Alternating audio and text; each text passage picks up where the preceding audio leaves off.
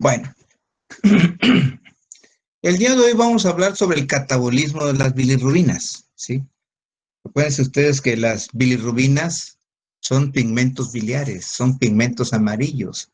Son los pigmentos que cuando hay un proceso obstructivo o demasiada destrucción de los glóbulos rojos, se producen exceso de estas bilirrubinas, sobre todo en las hemólisis, las bilirrubinas indirectas o no conjugadas, y es tanto el acúmulo que hay que la albúmina es insuficiente para internalizar la bilirrubina, de tal suerte que aparece bilirrubina indirecta en las conjuntivas, en las escleróticas, en la piel, en las mucosas, etcétera, ¿no? O, perdón, cuando hay un proceso obstructivo hepático, ya sea en la vesícula, porque hay cálculos biliares, o en el colédoco, o en el cístico, pues la bilirrubina la directa es la que se incrementa. ¿Por qué? Porque es una bilirrubina que ya se conjugó. Es una bilirrubina que ya está dentro del hepatocito, sufrió una serie de reacciones bioquímicas y se conjugó. Entonces, vamos a hablar sobre eso precisamente y apréndanlo muy bien porque en el próximo semestre van a hablar ustedes de las bilirrubinas. En gastroenterología, como problemas digestivos, van a hablar ustedes de los cálculos biliares, de las colecistitis, de las coleocolitiasis, de las litiasis biliares, etcétera, etcétera. Entonces, este módulo con el que sigue tienen una secuencia. Entonces, por eso es tan importante que haya esa liga. Ok. Entonces, los valores normales de las bilirrubinas, ¿sí? Van de 0.75 hasta 1 miligramo. Hasta ahí lo catalogan los autores, ¿sí? Y la bilirrubina se divide en bilirrubina directa o también llamada conjugada. Es aquella que ya se internalizó en el hepatocito. Es aquella bilirrubina que va a estar alterada cuando hay un proceso obstructivo a cualquier nivel, ¿sí? Y sus valores van de 0.1 a 0.4. De tal suerte que cuando tiene 0.7, 0.8, etcétera, etcétera, pues ya estamos observando que puede haber alguna alteración, porque aquí dice que de 0.75 hasta 1 miligramo. Esos son sus valores normales por decilitro. Y la bilirrubina indirecta es aquella bilirrubina que también se conoce con el nombre de bilirrubina no conjugada, ¿sí? Esta bilirrubina es hidrosoluble. Esta bilirrubina es liposoluble. Por eso esta bilirrubina, al tener esa característica de ser liposoluble, puede atravesar la barrera hematoencefálica y producir el famoso kernícteros que ustedes vieron en pediatría, por exceso de bilirrubina indirecta, precisamente, porque esa bilirrubina es tóxica para el cerebro y para otros órganos y otros tejidos, ¿sí? Y tiene la particularidad de atravesar la barrera hematoencefálica. En cambio, esta no, la directa conjugada no, pero esta sí, ¿sí? Entonces le provoca esa alteración neurológica al niño que va a tener alteraciones cognitivas, motoras, alteraciones con el control de los ojos, en fin, una serie de situaciones clínicas que ustedes conocen más que yo. Y sus valores van de 0.2 a 0.7 miligramos por decilitro. Estas patologías debieron de haber ido al último, pero me cuatrapié por ahí. Pero de una vez se las menciono, ¿sí? Patologías en las que vamos a encontrar aumento de la bilirrubina indirecta, pues las anemias hemolíticas. Las anemias hemolíticas que vamos a ver en este módulo, que pueden ser de carácter hereditario o de tipo adquirido, ¿sí? Una anemia de tipo adquirido puede ser una anemia hemolítica inmune o autoinmune. Una anemia hemolítica de tipo hereditario es la talasemia, la esferocitosis, puede ser la drepanocitosis, la eliptocitosis hereditaria, y hay muchas, ¿verdad? Enfermedades donde hay un defecto en la membrana, en las enzimas o en la hemoglobina. De ahí la importancia de que estudiamos la membrana, estudiamos el metabolismo y estudiamos la hemoglobina. Bueno, También podemos encontrar la famosa ictericia neonatal, que es la ictericia fisiológica, y se da precisamente porque el niño tiene inmadurez hepática, ¿sí? Y al tener inmadurez hepática, lo que sucede es que no hay suficiente albúmina para que internalice la bilirrubina indirecta y la vuelva directa. Entonces se acumula en demasía. Y eso va por la sangre y por cambio de presiones y se acumula en las conjuntivas principalmente, pero puede ser en la piel o puede ser en la boca, puede ser en la lengua, etcétera, etcétera, ¿sí? Entonces, y se da precisamente porque el niño tiene más hemoglobina cuando nace que el ser humano adulto, ¿sí? Y otros padecimientos en donde va a haber problemas con las enzimas, ¿sí? Como el síndrome de Crigler-Najjar o el síndrome de Gilbert, o en la hiperbilirrubinemia tóxica que se puede dar por otro tipo de alteración, ¿sí? Y aquí tenemos también las patologías donde podemos encontrar bilirrubina directa o conjugada, es la que ya entró al hepatocito, ya se conjugó, ¿sí? Ahí ya no tiene nada que ver la albúmina. La albúmina lo que hizo fue internalizarla y se regresó. Entonces podemos encontrar bilirrubinas directas altas en todos los procesos obstructivos del árbol biliar, sea una patología de la vesícula o sea una patología del colédoco o una patología del cístico, ahí puede estar la obstrucción, ahí puede haber un calculito. Si eso está haciendo que se produzca una obstrucción y esa bilis o esa bilirrubina, perdón, ya no llega al intestino, hay un problema con la digestión de las grasas, por eso el paciente puede tener problemas digestivos, ¿sí? Y por esa razón van a ver en el siguiente módulo, que es el estudio del aparato digestivo, este metabolismo. Por eso es tan importante que de aquí lleven los cimientos, lleven los conocimientos primarios para que cuando les pregunten allá, pues ustedes ya tengan una idea, ¿no? La ictericia colestática, eh, el síndrome de Dubin-Johnson y el síndrome de Rotor, que tienen que ver también con los problemas enzimáticos, ausencia o disminución en la cantidad o calidad de las proteínas que tienen que ver con el metabolismo de la bilirrubina directa. Muy bien. Bueno, vamos a hablar entonces de generalidades. Habrá algún momento en que voy a repetir con énfasis lo que estamos revisando. ¿Cuál es el origen de la ictericia? Bueno, en primera instancia, vamos a ir viendo que la bilirrubina, ¿sí? La ictericia, perdón, deriva de la bilirrubina indirecta, que es un producto catabólico de la degradación del grupo M. Esa estructura que está constituida de una molécula de hierro y una molécula de protoporfirina. La bilirrubina indirecta, ¿sí? Se va a originar de la protoporfirina, que se va a convertir en biliverdina y luego se va a convertir en urobilinógenos, diclurobilinógenos, ¿sí? Y eso va a hacer que se incremente de alguna manera en la circulación esa bilirrubina. Ok. ¿Cómo se da este fenómeno? Bueno, hemos hablado un poco de que todo esto se va a dar en los macrófagos, ¿verdad? Los macrófagos de la médula ósea, los macrófagos del hígado, los macrófagos del vaso, en fin, todos los macrófagos llevan a cabo este proceso. Dice que al fagocitar a los eritrocitos viejos, aquellos eritrocitos que ya no pueden deformar su membrana, aquellos eritrocitos que perdieron lípidos de su membrana, y la membrana indeformable, pues quedan atrapados ahí en los sinusoides esplénicos y ahí son fagocitados por los macrófagos.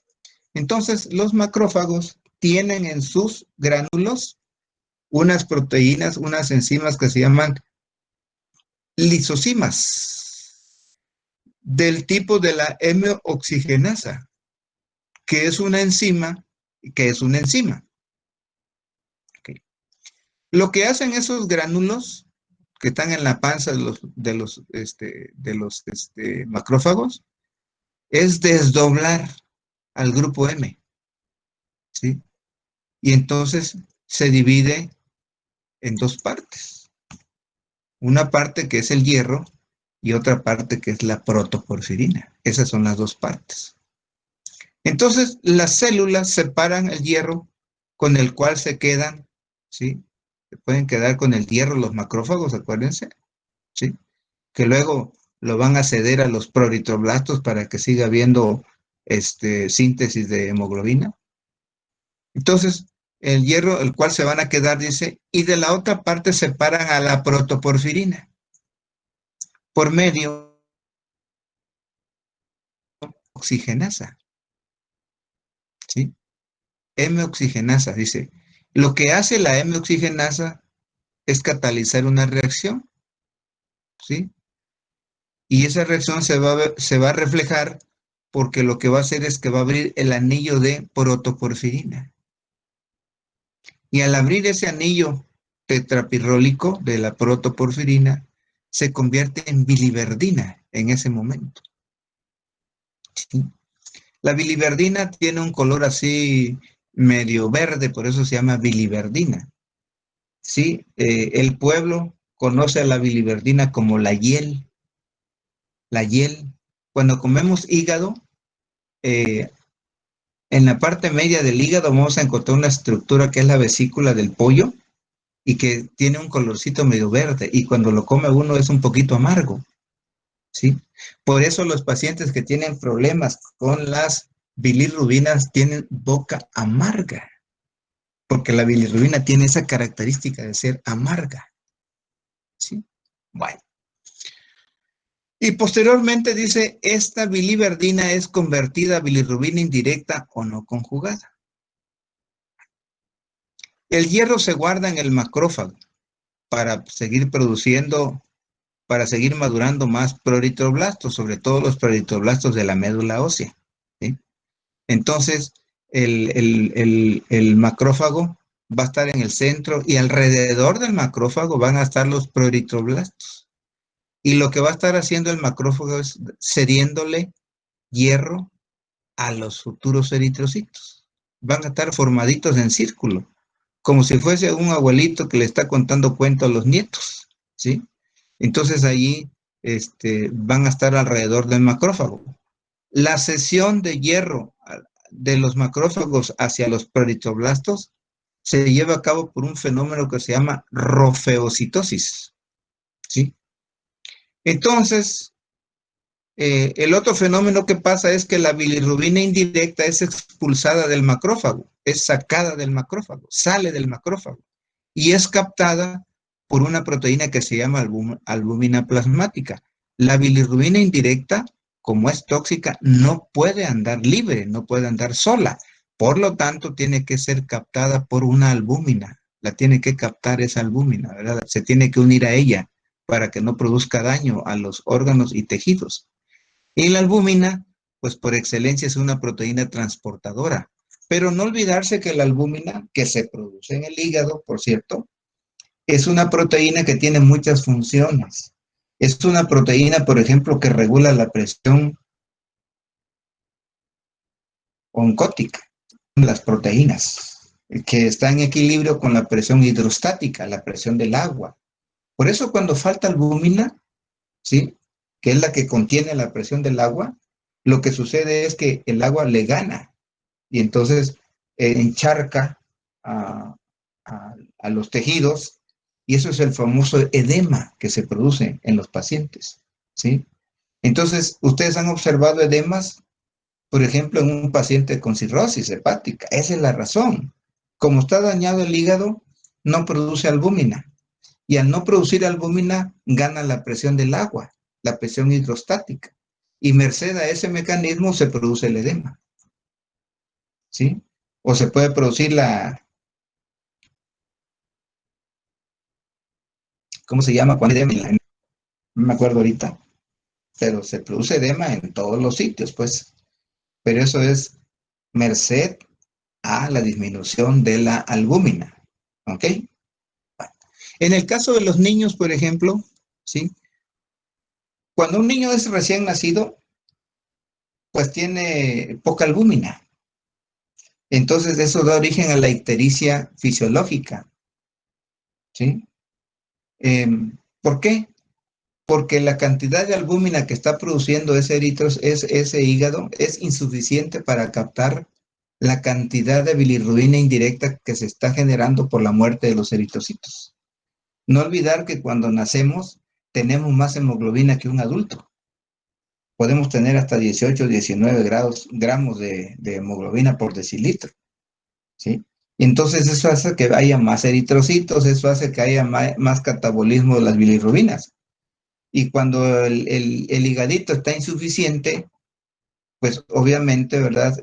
No se está produciendo suficiente albúmina y entonces, ¿qué es lo que pasa?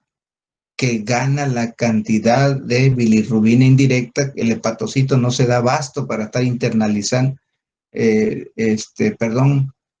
para estar recibiendo bilirrubina indirecta y conjugarla, ¿ok? Bueno, entonces ya hablamos un poquito de la albúmina, que es una proteína plasmática transportadora por excelencia, aunque ya tiene otras funciones como lo acabamos de mencionar. Entonces, a la albúmina dice se pegan las moléculas de bilirrubina indirecta, porque ya les mencioné, es tóxica y necesitamos que esté pegada a una proteína.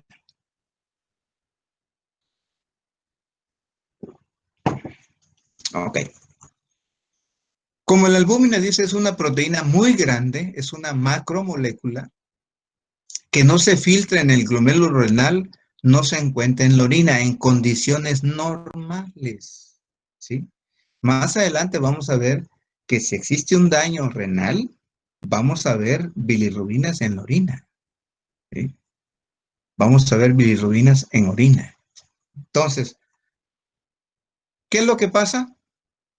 Dice, por la vena porta llega el complejo albúmina bilirrubina indirecta. O sea, la vía el vehículo de transporte es la vena porta, por la sangre, pues, ¿sí? Y ahí va formado ese complejo albúmina bilirrubina que no la suelta, porque es bilirrubina tóxica para el cuerpo. Hasta, dice, los sinusoides hepáticos, que son los capilares del hígado, son las estructuras más pequeñitas del hígado. Bueno, dice, las células hepáticas, o sea, los hepatocitos, captan la bilirrubina indirecta o no conjugada, a pesar de estar unida, dice, a la albúmina y la internalizan. Una vez internalizada, ¿sí? La albúmina regresa otra vez para cumplir su perpetuo trabajo de transporte de bilirrubina y de otras proteínas, ¿sí? Ok. Dice, en el citoplasma de las células hepáticas, o sea, del hepatocito, y ya una vez internalizada, ¿sí? A dicha bilirrubina se le pegan, se le pegan una molécula de ácido glucurónico, formando de esta manera glucoronato de bilirrubina o ya llamada bilirrubina directa, porque ya se le pegó esta sustancia y porque además participó la acción de una enzima, catalizó esa reacción una enzima, ¿sí? Que se llama glucuroniltransferasa. Entonces, cuando ya se le pega la molécula de ácido glucurónico y participa la enzima que se llama glucuroniltransferasa, esa bilirrubina indirecta ahora se convierte en bilirrubina directa, la que está ya dentro del hepatocito, la que está dentro del hígado. Como glucoronato de bilirrubina, o sea, bilirrubina directa, dichas células la vierten a unos conductos pequeños, formados por unas paredes de las propias membranas de los hepatocitos llamados canalículos biliares, ¿sí? Que se van juntando unos con otros cada vez mayores, es decir, esos canalículos se van haciendo cada vez mayores, canalículos más grandes, y luego se hacen conductos, que ahorita los vamos a revisar. Ok. Dice, eventualmente en el hígado, dichos conductitos se unen en conductos cada vez mayores hasta dar origen a dos grandes conductos, lo que les decía. que se llaman conducto hepático derecho y conducto hepático izquierdo, ¿sí? Dice, aquí se secreta el glucuronato de bilirrubina, o sea, la bilirrubina directa. Se secreta, ¿sí? Se secreta agua, se secreta sales biliares, se secretan enzimas alcalinas y a ese conjunto, a ese glucuronato, ¿sí?, que tiene agua, sales biliares, fosfatasa alcalina, se le conoce como bilis. Y como bilis, ¿sí?, por el conducto hepático derecho, no, izquierdo, la bilis se va a almacenar en la vesícula. ¿Para qué? Para que cuando pasen macromoléculas de lípidos en el intestino, esta sea vertida al intestino delgado, gracias a la acción de una enzima que se llama colecistocinina, que es la responsable de la ordeña de la vesícula biliar, de generar bilis, ¿sí? Entonces, la bilirrubina se almacena como bilis en la vesícula biliar. Y la acción que va a tener es que va a ser vertida al intestino delgado por unos conductos, ¿sí? Y van a pasar las macromoléculas de lípidos. Lo que va a hacer esa molécula de bilirrubina, de bilis, perdón, pues es degradar a las macromoléculas de grasa para hacerlas más chiquititas, para que de esa forma pequeñita puedan ser absorbidas como micelas, ¿verdad? A los órganos y tejidos donde se requieren los lípidos para llevar a cabo el metabolismo celular, para producir energía. Porque la energía tiene varios orígenes, ustedes saben perfectamente. Un origen de los azúcares, carbohidratos, un origen de los lípidos, de las grasas, y un origen proteico, y muchas veces un origen de una estructura que ya revisamos que se llama hierro. El hierro también puede producir energía en determinadas circunstancias. Bueno, dice, la bilis viaja por estos conductos hasta llegar a conductos hepáticos mayores que se juntan para formar el conducto hepático común. ¿Sí? Ok. Dicho conducto tiene un camino hacia un órgano en forma de bolsa que se llama vesícula biliar, donde se guarda la bilis. Y básicamente lo que hace es que la bilis se almacene. Se va a almacenar y va a esperar cuando las macromoléculas de lípidos vayan pasando por el intestino, inmediatamente la colecistocinina, ¿sí?, que se produce en el intestino delgado, lo que va a hacer es ordeñar, ¿sí?, como una forma de ordeña para que expulse la bilis. Y esta bilis se mezcle precisamente, emulsifique, digamos, a las grasas. Y de esa forma es como van a ser degradados los lípidos, van a formar estructuras muy pequeñitas como pelotitas de jabón, ¿sí? Esa es la saponificación, esa es la emulsificación de las grasas y como tal ya pueden ser absorbidas por las vellosidades intestinales. Ok. Dice, en la vesícula biliar, las células de su epitelio absorben el agua de la bilis, o sea, la deshidratan. Y esto trae como consecuencia que todos los componentes de allí se localicen en la bilis, ¿sí? Entonces, se localizan en la bilis proteínas, colesterol, enzimas y sales biliares que se concentran en el conducto cístico, ¿sí? El conducto cístico es el conducto de la vesícula biliar, por así decirlo. Y salen y vierten a otro conducto que se llama conducto colédoco. Acción, dice, que es favorecida por esta hormona que se llama colecistocinina. Seguramente ustedes han oído hablar de un paciente que tiene cálculos en las vías biliares, ¿sí? Bueno, pues las personas que tienen cálculos en estas vías biliares pueden tener, por ejemplo, si tiene cálculos en la vesícula biliar, el conducto que se puede tapar es el cístico. O si tiene cálculos en otro lado del conducto que se puede obstruir es el colédoco. Este es famoso, la colecistitis y coledocolitiasis, ¿sí? Entonces, para que todo eso se lleve a cabo, ¿sí? Para que se vierta la bilis, pues tiene que participar una enzima. Una enzima es una proteína que acelera o retarda una reacción bioquímica. En este caso, lo que está haciendo la colecistocinina que se produce en el intestino, pues es favorecer, ¿verdad? Ese mecanismo de ordeña de la vesícula biliar. Ahora bien, fíjense, cuando se tiene un cálculo en la vesícula biliar, ¿sí? Que está obstruyendo el cístico, ¿sí? Se está contrayendo y sus paredes del conducto cístico, pues se están lesionando. ¿Sí? ¿Por qué? Porque se están constriñendo y están chocando sus paredes con la piedra que está ahí, con el cálculo que está ahí. Y entonces se empieza a lesionar. Y al lesionarse, pues empieza a inflamarse. Y al haber un proceso inflamatorio, inmediatamente los neutrófilos llegan a ese sitio, porque ahí hay bacterias, no se olviden, ¿sí? Y entonces se forman allí los neutrófilos, empiezan a atacar a las bacterias y se genera un proceso que se llama piocolecisto. Pío es, ¿qué cosa es pío? No el Papa Pío. Pío es pus. Y la pus está formada por neutrófilos y bacterias, que dependiendo de la bacteria, si es gram positiva, gram negativa o anaerobia, así va a tomar el color del pus, que puede ser verde, puede ser chocolate, puede ser amarilla, puede ser maloliente, etcétera, etcétera, etcétera.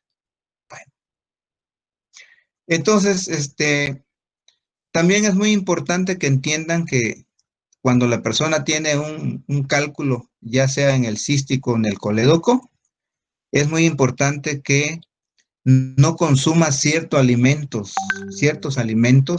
que contienen grasa o que son irritantes más bien, como refrescos, como grasas, como picantes, ¿sí?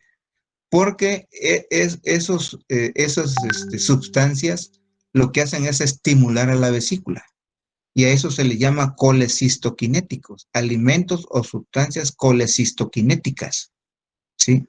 Que hacen que la colecistocinina esté estimulándolos permanentemente. Entonces, ese perpetuo golpeteo entre las paredes de la vesícula con, con el cálculo que está alojado allí, pues produce dolor. Y allí que las personas que cursan con coledocolitiasis o con litiasis de las vías biliares tengan mucho dolor, ¿sí? En el hipocondrio derecho principalmente, tengan náuseas, vómitos de contenido bilioso, boca amarga, pueden tener fiebre y toda una serie, ¿verdad? Conjuntivas ictéricas y toda una serie de manifestaciones clínicas. Por eso es importante entender las bilirrubinas. No solamente porque las vamos a estudiar en hematología, las bilirrubinas se estudian también en otras áreas, por ejemplo, como parte del aparato digestivo, pues lo van a ver ustedes en el siguiente módulo, en gastroenterología. Ok. Eventualmente, eventualmente este conducto colédoco desemboca en el duodeno, donde se vierte la bilis y cumple su función de emulsificación de las grasas. Toda la bilis, como algunas sustancias, van a servir para emulsificar las grasas, como si fuera una especie de detergente, que hace que las grasas se vuelvan como una especie de pelotitas pequeñas, como pompitas de jabón, dice, para que puedan, para que puedan ser degradadas por las lipasas pancreáticas. Vean, no es el hecho nada más de que participe la bilis, también las lipasas pancreáticas van a participar, ¿sí? Para ir degradando a las grasas, a los lípidos, y de esta manera puedan ser más fácilmente absorbidas por las vellosidades intestinales, ¿sí? De tal suerte que tiene que haber integridad, pues, en todos los órganos y tejidos donde hace su recorrido esta sustancia de la que estamos mencionando. Lo que hacen las sales biliares en síntesis es disolver esa grasa como si fuera un detergente que quita la grasa, como el famoso chaca chaca que había antes un comercial. que quitaba el jabón, un jabón detergente, la grasa en segundos, dice. Bueno, cuando estudiamos el catabolismo de la bilirrubina, estudiamos varias fases, le damos seguimiento, ¿sí? Y se divide, dice, en siete procesos. Yo encontré que eran 3 procesos nada más, pero en realidad son más de 3 procesos que se lleva el recorrido desde que se produce la bilirrubina indirecta hasta que se excreta, son realmente más procesos. Los vamos a ir viendo paulatinamente y eh, algunos van a estar implícitos en el textito que vamos a ir analizando. Entonces, cuando estudiamos, les decía, el catabolismo de las bilirrubinas, debemos de estudiar más o menos 7 procesos. El primer proceso se llama degradación, que es eh, eh, cuando los macrófagos degradan el grupo M. Por un lado el hierro, por otro lado las protoporfirinas y por otro lado las cadenas globínicas. Luego viene el transporte. El transporte se relaciona a la captación por parte de la albúmina. Luego viene la conjugación gracias a la glucoroniltransferasa. Luego se almacena en la vesícula. Luego se secreta cuando pasan los lípidos. Se secreta y utiliza al mismo tiempo. Y lo que no sirve, pues es eliminado a través de la orina y a través de las heces. Bueno, el primer punto de gradación es: 1 gramo de hemoglobina rinde 35 miligramos de bilirrubina. Diariamente se producen 250 a 350 miligramos de bilirrubina, ¿sí? La bilirrubina es poco soluble en plasma y agua, ¿sí? Pero la bilirrubina indirecta, la bilirrubina directa es hidrosoluble y más liposoluble, que sería la bilirrubina indirecta, la que gracias a esa unión con los lípidos puede atravesar la barrera hematoencefálica e intoxicar al cerebro. Dice, en plasma está ligada a proteínas, específicamente la albúmina. Ya revisamos un poquito de eso. Es un recordatorio que estamos haciendo. En 100 mililitros de plasma, aproximadamente 25 miligramos de bilirrubina están enlazados a la albúmina en su sitio de afinidad elevada. En el hígado es eliminada del hepatocito por un sistema de transporte facilitado, ¿sí? En el hepatocito, que mantiene un equilibrio de la bilirrubina a través de la membrana sinusoidal del hepatocito. Transporte. Una vez que es degradada la bilirrubina y convertida a bilirrubina indirecta por parte de los macrófagos, ¿sí? Esta se tiene que unir, dice, a una proteína de transporte llamada albúmina, ¿sí? Si no se une, intoxica, ¿ok?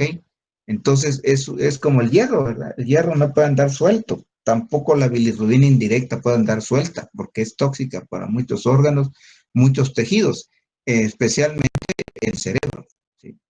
Entonces, se tiene que unir a una proteína que se llama albúmina, proteína con muchas funciones y que es producida por el hígado. Entonces, vean, muy importante mantener el hígado íntegro, no enfermo, porque si el hígado se enferma, no tenemos albúmina, nos podemos intoxicar, no producimos proteínas que sirven para la síntesis de muchas sustancias, no tenemos factores de la coagulación, el paciente por eso sangra, ¿verdad? Cuando el hígado está enfermo, como en la cirrosis hepática, en la hepatitis, por ejemplo, etcétera, etcétera, ¿sí? Entonces, esa albúmina que cumple muchas acciones, muchas funciones, y que se produce por el hígado, en un hígado sano, ¿verdad? La internaliza el hepatocito. La albúmina lo que hace es meter la bilirrubina directa al hepatocito. Y bajo la influencia de una enzima denominada glucoroniltransferasa, se convierte en bilirrubina directa. Esta bilirrubina directa, o también llamada bilirrubina conjugada, esta ya está dentro del hepatocito. Esta ya es directa. Conjugación. ¿Cómo se lleva a cabo la conjugación? Dice, la bilirrubina es una sustancia no polar y puede persistir en las células ligadas a lípidos si no se convierte a hidrosoluble. Los hepatocitos la convierten a tipo polar, que es la variedad que se excreta en la bilis mediante la adición de moléculas de ácido glucurónico y otras moléculas como sulfatos. Participa también en la reacción, dice, la clornitanferasa del retículo endoplásmico liso, que utiliza uridín difosfato glucurónico como donador de ácido glucuronosilo. El glucurónido es un producto intermediario que se convierte en diglucurónico, que es la mayor parte de cómo se excreta la bilis.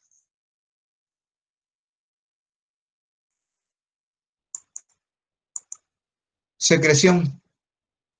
Dice, la secreción de bilirrubina conjugada en la bilis se lleva a cabo por un mecanismo de transporte activo, ¿sí?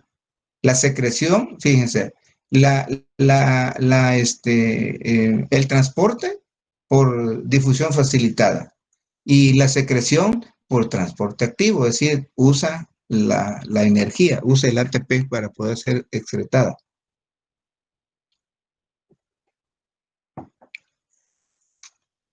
En condiciones fisiológicas, toda la bilirrubina secretada se encuentra en forma conjugada, o sea, en forma directa.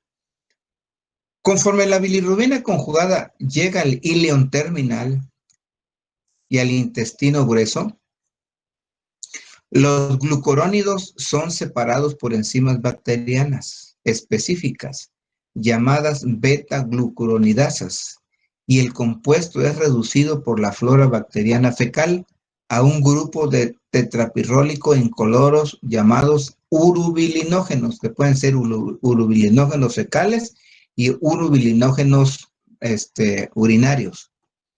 El urinógeno fecal es el que le da el color a las heces, y el urobilinógeno urinario es el que le da coloración a la orina. Por eso la orina es de color así medio amarillo o ámbar, ¿sí? Porque tiene pigmentos biliares. Ok. Hay una parte que queda, digamos, de alguna manera, queda en el interior del hepatocito, ¿sí? En el interior del hígado. Ahí se queda un remanente, ¿sí? Entonces, dice, más bien no en el hepatocito, perdón, en el intestino, en el íleon terminal y en el intestino grueso, ¿sí?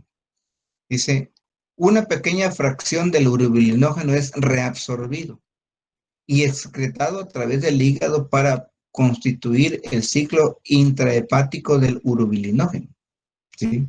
Entonces hay una parte que no se absorbe, ¿sí? Y entonces en esta parte que no se absorbe va a ser reabsorbido. Y después de ser reabsorbido va a ser excretado a través del hígado para constituir el ciclo intrahepático del urobilinógeno.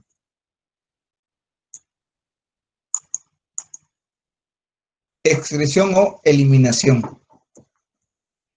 Dice, en condiciones patológicas, por formación de pigmento biliar en exceso, el urobilinógeno puede ser excretado en la orina. Ahora sí, estamos hablando de condiciones patológicas, enfermedades, glomerulonefritis, alteraciones en el glomerulonefritis o nefrosis, etcétera, etcétera. ¿Sí? Pero en condiciones normales no se excreta la bilirrubina. Pero hay condiciones en las cuales, o sea, el riñón está enfermo, el glomérulo se enferma y esa macromolécula pues fácilmente es filtrada por el glomérulo. Y entonces, ¿a dónde va a llegar? Pues llega a la orina y puede llegar a la sangre incluso.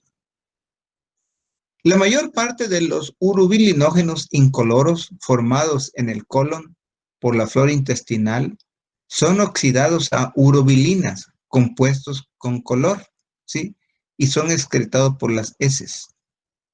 El oscurecimiento de las heces al dejarlo al aire se debe a la oxidación de los urobilinógenos residuales a urobilinas. Entonces, tanto la orina como más bien las heces cuando se exponen al aire, ¿sí? Se oxidan por parte del oxígeno.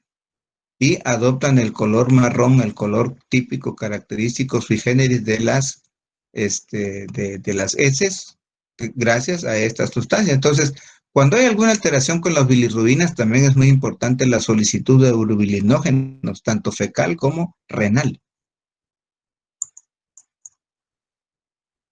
Esa ya la revisamos. Ok, vamos a hacer un recordatorio con esta grafiquita. Fíjense ustedes, esto es más que la síntesis de lo que hemos visto. Los glóbulos rojos senescentes son destruidos en el vaso por los macrófagos. Los macrófagos, ¿sí?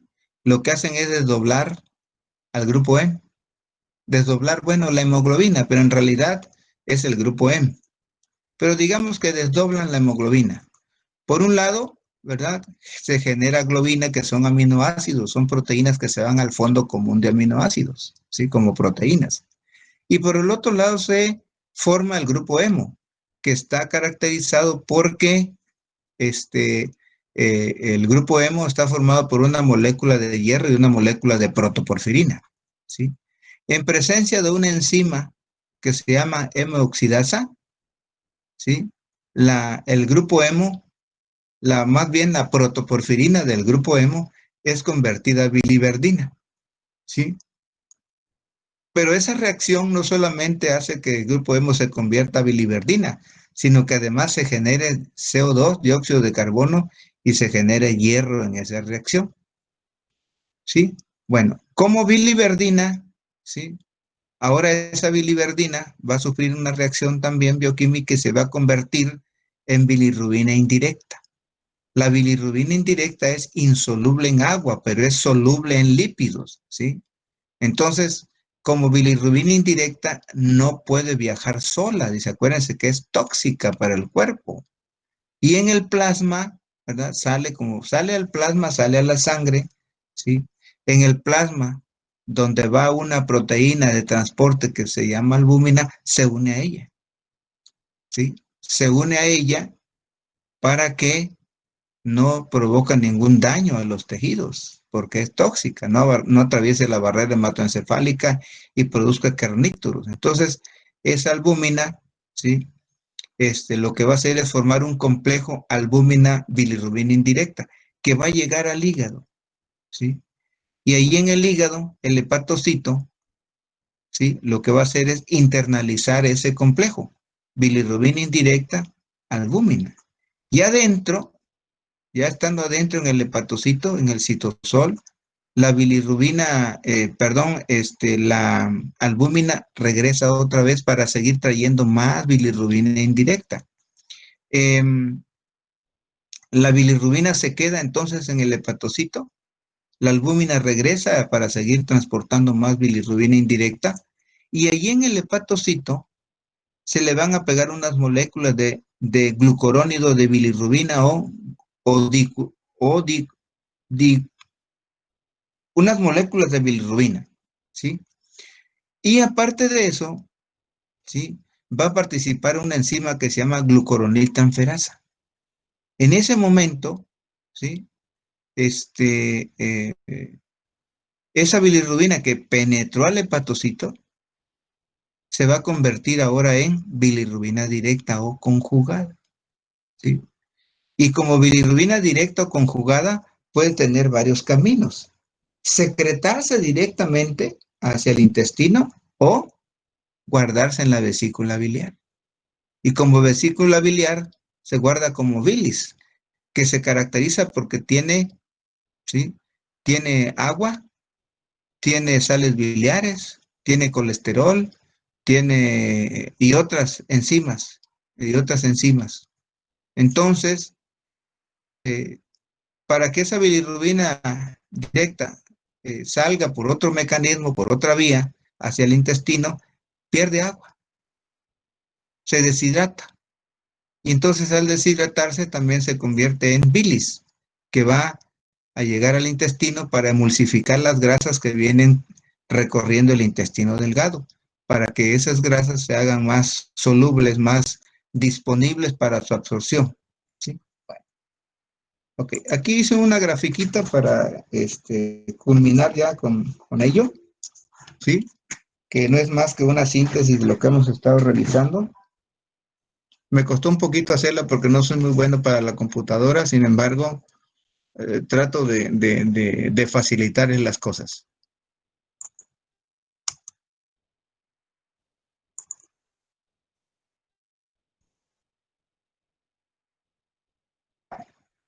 Entonces todo empieza aquí, ¿verdad?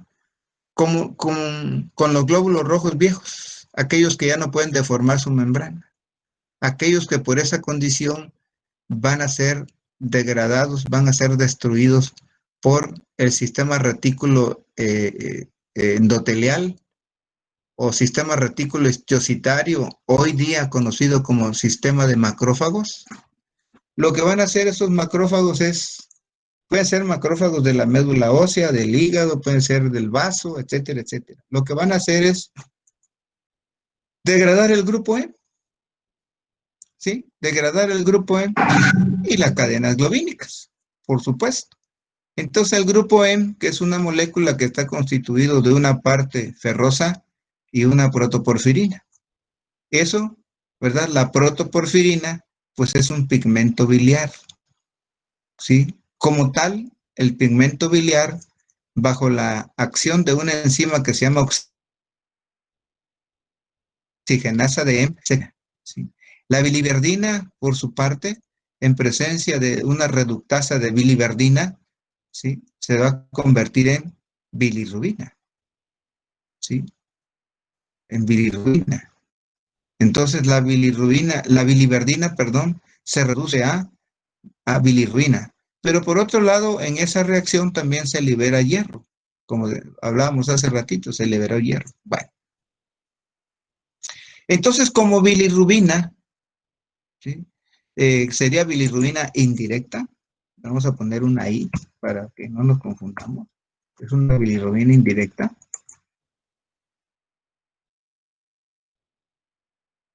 Como bilirrubina indirecta, dice, va a ser liberada por las células endoteliales hacia el plasma, ¿sí?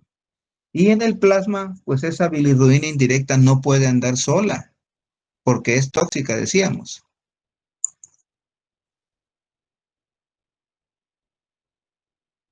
¿sí? Entonces, no puede andar sola, no puede andar libre, sino que se tiene que fijar a la albúmina, su proteína de transporte, ¿verdad? Y cuando se fija la albúmina, forman un complejo que se llama bilirrubina indirecta albúmina, que lo que va a hacer es transportar ese complejo hacia las células parenquimatosas del hígado, que son los hepatocitos. En los hepatocitos, ¿sí? Que tienen receptores para ese complejo bilirrubina albúmina, ¿sí? Se va a internalizar, la albúmina regresa y la bilirrubina se queda allí, esa bilirrubina indirecta. Entonces, lo que hace el hepatocito es pegarle una molécula de ácido glucurónido. Y en ese momento, ¿verdad? En ese momento que le pegó la molécula va a ser pegada gracias a la acción de una enzima que se llama glucoroniltanferasa. Aquí me faltó ponerle glucoroniltanferasa. Es gracias a ese proceso enzimático. Glucoroniltanferasa. Estoy regando el tepache aquí.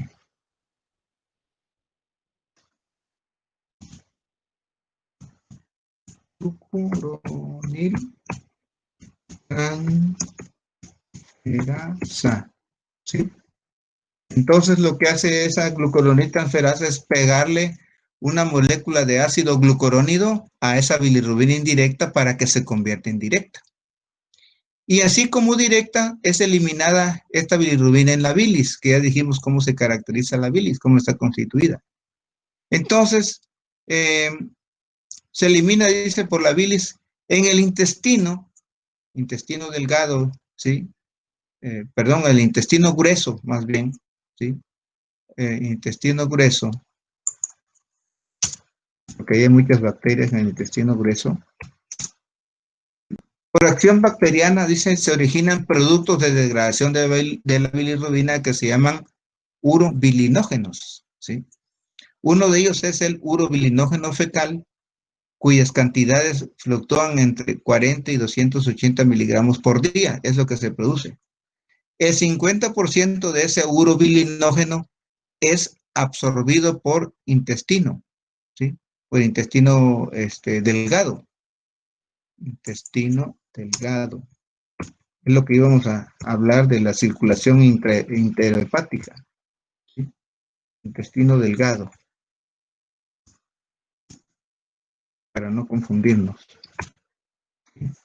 Entonces, ese urobilinógeno es que le da el color a las heces. Una pequeña porción, dice, se elimina por el riñón, o sea, realmente macromoléculas muy pequeñitas, pero muy poquita, en muy poquita cantidad, se va a eliminar por el riñón y va a constituir, dice, o se va a eliminar en forma de urobilinógeno urinario, cuyas cantidades van de cero, o sea, prácticamente no hay, ¿verdad? No hay urobilinógeno urinario, aunque en algunas circunstancias se puede encontrar en de 0 hasta 25 miligramos por día. Bueno, eso sería, muchachos, de grandes rasgos lo que es el catabolismo de las bilirrubinas. Yo sí quiero que estudien, por favor, todo esto, porque en el siguiente semestre les va a servir toda esta información, ¿sí? A nosotros nos sirve porque estamos hablando de las anemias hemolíticas. Y en las anemias hemolíticas, la bilirrubina que va a estar alterada, pues es la bilirrubina indirecta. Bueno, nos veríamos entonces el lunes. Vamos a hablar sobre el metabolismo del ácido fólico y de la vitamina B12. ¿Ok? Muy bien, entonces terminamos la sesión porque ahorita me toca entrar con los muchachos de, de investigación. Está bien.